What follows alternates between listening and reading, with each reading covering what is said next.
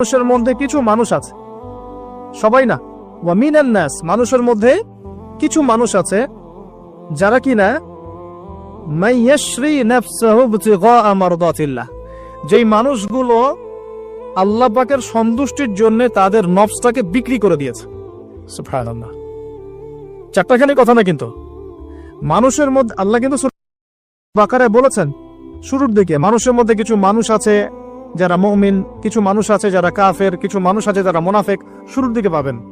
এখানে আল্লাহ পাক বলছেন মানুষের মধ্যে কিছু মানুষ আছে যারা তাদের নফসটাকে আল্লাহর সন্তুষ্টির জন্য বিক্রি করে দিয়েছে। সুবহানাল্লাহ, মানে তাদের জীবনের মূল থিমটাই হচ্ছে আল্লাহ পাকের সন্তুষ্টি অর্জন করা। কোনো কিছুকেই তারা আল্লাহর সন্তুষ্টির উপর প্রাধান্য দিবে না। যদি কোটি টাকার অফার আসে হারাম, সে রিজেক্ট করবে, আল্লাহ নারাজ হবে। একটা সুন্দরী মেয়ে যদি জেনার অফার করে, সে রিজেক্ট করবে, কারণ সে আল্লাহকে ভয় করে। সে আল্লাহ পাকের জমিনের উপরে গায়রুল্লাহ বা কুফফারদের, তাগুতদের কোন লস ইমপ্লিমেন্ট করতে পারবে না, কারণ সে আল্লাহকে ভয় করে। সে ইকোনমিক লাইফে হালাল হারামের পরোয়া করে চলবে, কারণ সে আল্লাহকে ভয় করে। সে তার পরিবারে পর্দা এস্টাবলিশ করবে, বিকজ সে আল্লাহকে ভয় করে। মানে মাইয়াশরি নাফসাহু ইবতিগা মারদাতিল্লাহ, আল্লাহ পাকের সন্তুষ্টির জন্য নিজের নফসটাকে, জান মাল সবকিছুকে বিলিয়ে দিয়েছে। এই মানুষগুলো সম্পর্কে আল্লাহ বলছেন ওয়াল্লাহু রাউফুম বিল ইবাদ, এই মানুষগুলোর প্রতি আল্লাহ পাক রাউফ হবেন, কোমল নরম সফট হয়ে যাবে। সুবহানাল্লাহ, কোমল নরম সফট মানে কি? কিয়ামতের মাঠে ডাকা হবে, এই গুনাহগুলো করেছিলে? জি আল্লাহ, আমি এই গুনাহগুলো করেছি। আল্লাহ পাক পর্দা দিয়ে দিবেন, পর্দার পরে বলবেন যে দুনিয়াতে তোমার এই গুনাহগুলো আমি গোপন করে রেখেছিলাম, আজকেও সবগুলো গোপন করে দিলাম, জান্নাতে চলে যাও।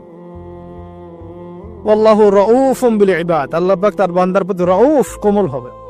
দুনিয়াতে রাউফ কেমন? যে কোনো বিপদ আপদ বালা মুসিবতে সেই ব্যক্তি হাঁটু গেড়ে আল্লাহর কাছে চাবে, আল্লাহ আমার এই সমস্যা, আল্লাহ আমার এই সমস্যা, আল্লাহ আমার এই সমস্যা। আল্লাহু রাউফুম বিল ইবাদ, আল্লাহ পাক ওই বান্দার প্রতি সফট, কোমল হয়ে যাও। এগুলোর অনেক প্রমাণ আমি আমার জীবনও পেয়েছি, এগুলো আমি পাবলিকলি বলতে পারবো না, আর আপনি ব্যাখ্যাও করতে পারবো না। আর এমন কিছু বিষয় আছে যেগুলো আসলে মানুষকে বলেও বোঝানো যায় না। বড় বড় স্কলারদের কিতাব এখন যখন পড়ি, তারা বলেন কি বলবো, তোমরা তো বুঝবেই না। মানে এমন একটা লেভেলে মানুষ চলে যায় যে ওই লেভেলের কথা সবাইকে বোঝানো যায় না। কিভাবে বলবো, কিভাবে ব্যাখ্যা করব, কোন আবেগ নিয়ে আসবো, কোন শব্দ নিয়ে আসবো, আমি আপনাকে বোঝাতে পারবো না, এরকম একটা অবস্থান থাকে। একজন সাহাবীর নাম বলি, আলী ইবনে আবি তালেব রাদিয়াল্লাহু আনহু। আপনি তার পুরো জীবনী পড়লে তাকে খুব সফট পাবেন, নিজেকে গোপনকারী পাবেন, খুব বেশি উচ্ছ্বাস প্রকাশকারী পাবলিক ফিগার। হ্যাঁ, এই যে আমরা শো অফ, নিজেকে জাহির করা, আপনি পাবেন না তাকে। এবং তিনি শেষ জীবনে কি বলেছেন জানেন? শেষ জীবনে বলেছেন যে যে জ্ঞান আমি নবী সাল্লাল্লাহু আলাইহি ওয়াসাল্লামের কাছ থেকে পেয়েছি, সেগুলোকে সুষ্ঠুভাবে বন্টন করার মতো কাউকে পেলাম না জীবনে। মানে একটা লেভেল থাকে মানুষের আল্লাহ পাকের মারিফত লাভের, যে লেভেলে গিয়ে মানুষ সবার সাথে আমভাবে কিছু বলতে পারে না। তা আমি ওই লেভেলে কিছু ফিল করছি, কিছু নির্যাস পাচ্ছি, যে আমি আপনাকে বুঝাতে পারছি না। যাই হোক, আল্লাহ পাক রাউফ মানে এত সফট হবেন, জীবনের যে কোনো পদে আপনি আল্লাহকে ডাকবেন, আল্লাহ আপনাকে তাৎক্ষণিক সাড়া দিবেন ইনশাআল্লাহ, ইনশাআল্লাহ, ইনশাআল্লাহু আযজা ওয়া জাল। এখন পাতাগুলো ঘাটলে আমরা প্রথম এইরকম কোন মানুষকে পাই যারা নিজের নফসটাকে আল্লাহর জন্য উৎসর্গ করে দিয়েছেন? এক নাম্বার পাচ্ছি আমরা আমাদের আদি পিতা আদম আলাইহিস সালাম। আজকে ডিটেইলস আয়াত বাই আয়াত বলার সময় পাচ্ছি না, তবে আমি সামারি বলছি, আপনারা একটু বাসায় পড়ে নেবেন। আদম আলাইহিস সালামকে আল্লাহ রাব্বুল আলামিন নিজের হাত দিয়ে সৃষ্টি করেছেন। সুবহানাল্লাহ।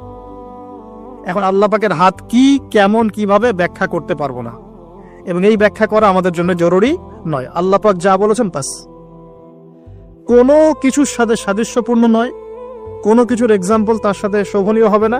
জাস্ট আল্লাহ পাক বলেছেন খলাকতু বিয়াদাই, আমি আদমকে সৃষ্টি করেছি আমার দুই হাত দিয়ে, বাস এই পর্যন্ত, ফুল স্টপ। এগুলো হচ্ছে কোরআন সুন্নাহর কিছু মূলনীতি। আল্লাহ পাক বলেছেন আর রহমান আলাল আরশ ইস্তাওয়া, রহমান আরশের উপরে সমুন্নত। কোন হালতে কি অবস্থায় আছেন ব্যাখ্যা করতে পারবো না, দরকার নাই, ফুল স্টপ।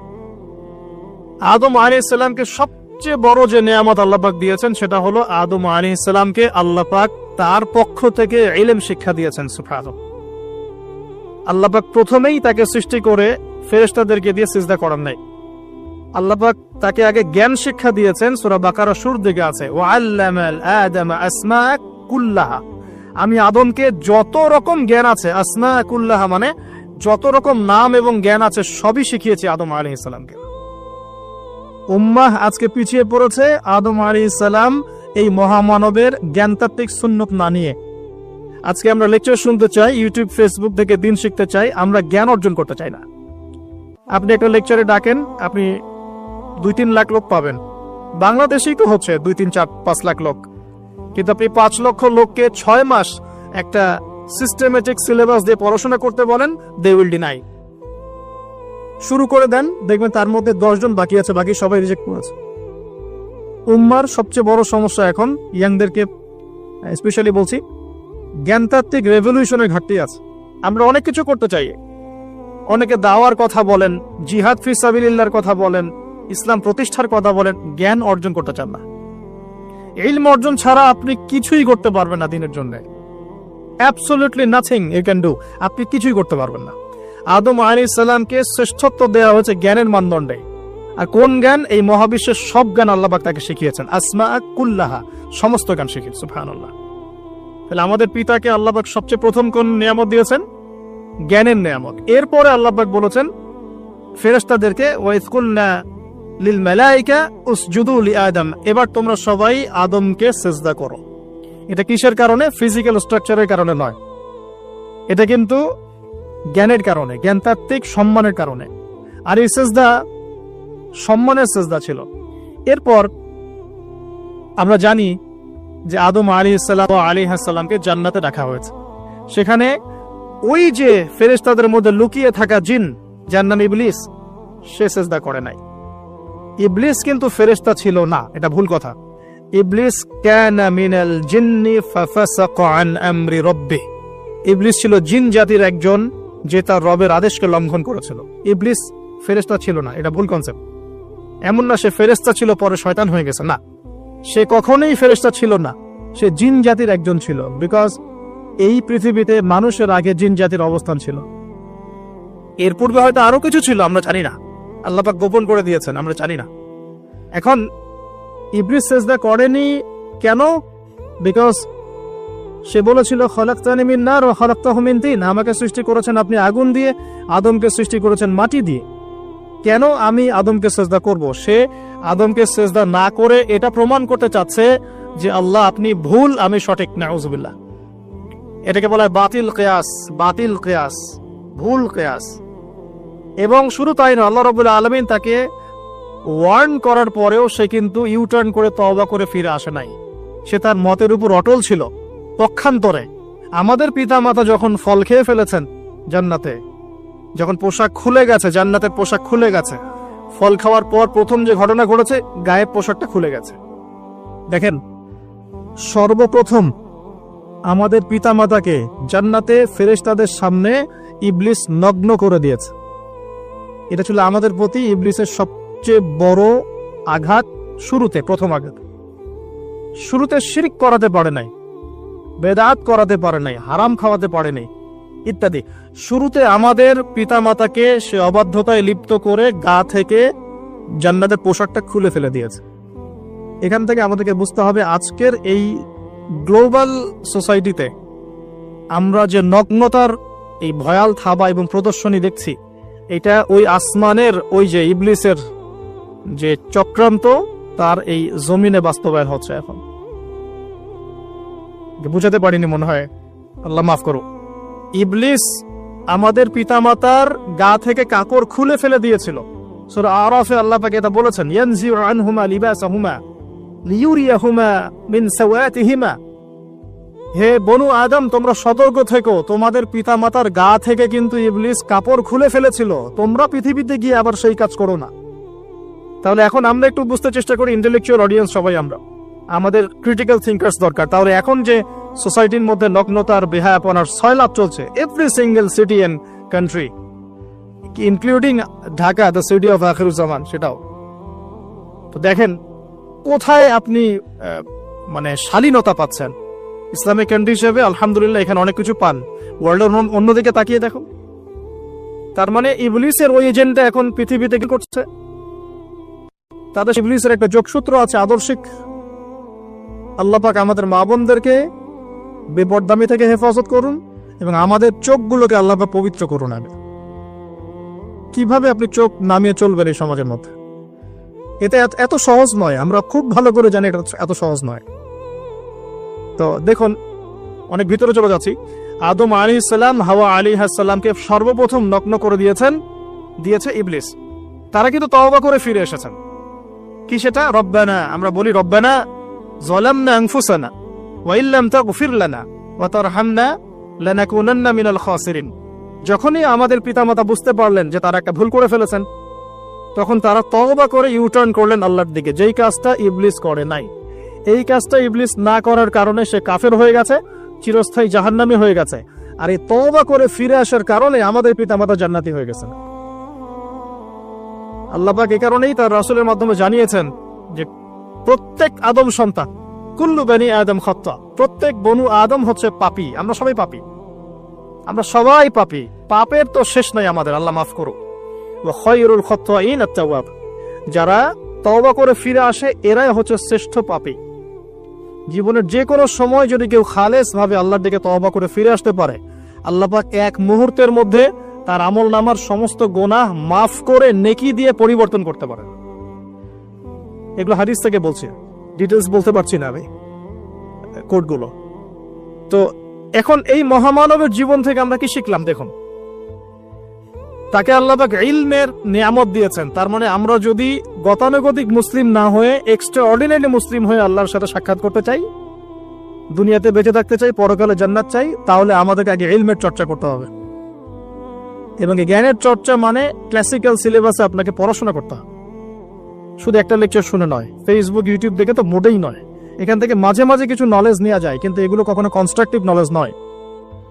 বরেণ্য ওলামায়ে কেরাম যারা থাকবেন আপনাদের বেস্ট পসিবল ওয়েতে, তাদের কাছে গিয়ে পরামর্শ করে বইপত্র পড়তে হবে। আদারওয়াইজ আপনার মেমোরি এবং জ্ঞানটা বিক্ষিপ্ত হয়ে যাবে। এখনকার ইয়াং জেনারেশনের অন্যতম সেরা প্রবলেম হচ্ছে তাদের মস্তিষ্ক বিক্ষিপ্ত। তাদের মস্তিষ্কে কনস্ট্রাকটিভ কোনো সিলেবাসের পড়াশোনা নাই। আজকে এই বই, কালকে ওই বই, কালকে আদনান ভাইয়ের লেকচার, পরশুদিন আজহারি ভাইয়ের লেকচার, তারপরের দিন আরেক ভাই, তারপর আরেক ভাই। আবার সমাজে তো এক একজন এক এক কথাও বলছে, তখন তার মাথাটা পুরো পাজলড, হ্যাঁ, ম্যাসাকার্ড। এই মাসালা এটা বলছেন, ওই মাসালা ওইটা, তার ওইটা কি হবে, ওইটা কি? সলিউশন হচ্ছে ক্লাসিক্যাল ইসলামিক সিলেবাস পড়াশোনা করতে হবে। আমি খুব শর্ট করে গেলে সাবজেক্টগুলো বলে দিই আপনাদের। 1 নম্বর, ফার্স্ট অফ অল কোরআনুল কারীম। কোরআনুল কারীমের মধ্যে থাকবে authentic recitation, translation, Quranic grammar এবং অ্যারাবিক ল্যাঙ্গুয়েজ, 4টা বিষয়। তারপর থাকবে হাদিস নবী সাল্লাল্লাহু আলাইহি ওয়াসাল্লাম। হাদিসের মধ্যে সহজ হাদিসের কিতাবগুলো পড়তে হবে। ফর এক্সাম্পল মিশকাতুল মাসাবিহ, রিয়াদুস সালিহিন, বুলুগুল মারাম, আপনার ফয়জুল কালাম, হাদিস আরবাইন, এরকম কিতাবগুলো আগে। তারপরে আস্তে আস্তে আস্তে আপনি কঠিন কিতাবের দিকে যাবেন। তবে এগুলো ওস্তাদ ছাড়া হয় না। এরপর দরকার হচ্ছে সিরাত, নবী সাল্লাল্লাহু আলাইহি ওয়াসাল্লামের পবিত্র জীবনী। এই জীবনী যার জানা নাই, সে তার জীবনটাকে রাসূলের সিরাতের আলোকে মেলাতে পারবে না। এবং দ্বীন ইসলাম নিয়ে কিছু করতে চাইলে রাসূলের সিরাতের সুন্নাহ মাফিক করতে পারবে না। এরপর দরকার ইকোনমিক্সের জ্ঞান, ইসলামিক ইকোনমিক্স অবশ্যই। তারপরে দরকার হচ্ছে ইসলামিক ইতিহাসের জ্ঞান, ফিকহের জ্ঞান, আকীদার জ্ঞান, উসুলের জ্ঞান। এভাবে একটা কনস্ট্রাকটিভ সিলেবাস দাঁড়ায়। তারপরে গিয়ে একজন মানুষের জ্ঞানটা পাকাপোক্ত হবে ইনশাআল্লাহ। সময় লাগুক না 10 বছর, 15 বছর, 20 বছর। আমরা দোয়া করি আল্লাহর কাছে, আল্লাহ পাক আগামী পুরো 20 বছর আমাদেরকে পড়াশোনা করার তৌফিক দান করুন। পড়তে থাকবো। আমাদের বেশি কথা বলার দরকার নেই, পড়তে থাকবো, জানতে থাকবো। এখন তাহলে আমরা আজকে প্রথম একটা লেসন পেলাম, গতানুগতিক মুসলিম না হয়ে এক্সট্রা অর্ডিনারি মুসলিম হতে হলে প্রথমে এই মহামানবের জ্ঞানতাত্ত্বিক শিক্ষা নিতে হবে, ইলমের মেহনত হবে ইনশাআল্লাহ তাআলা। আল্লাহ পাক আমাদের সবাইকে জ্ঞানের মেহনত করার তৌফিক দান করুন এবং আমাদের পরিবারে জ্ঞান প্রতিষ্ঠার তৌফিক দান করুন। আমাদের বাচ্চাদের মধ্যে সেই জ্ঞান প্রবেশ করানোর তৌফিক দান করুন। আর প্রয়োজন হচ্ছে তাওবাহ, আত-তাওবাহ। আদম আলাইহিস সালাম ভুল করেছেন, আমরাও ভুল করি, কিন্তু শয়তানের পাল্লায় পড়ে ভুল করলেই তার তাবেদারি করতে হবে না, বরং যখনই আমাদের স্মরণ হবে আমরা ইউটার্ন করবো আল্লাহর দিকে তওবা করে। দ্বিতীয় মেসেজ হচ্ছে বেশি বেশি তওবা ইস্তেগফার করবা।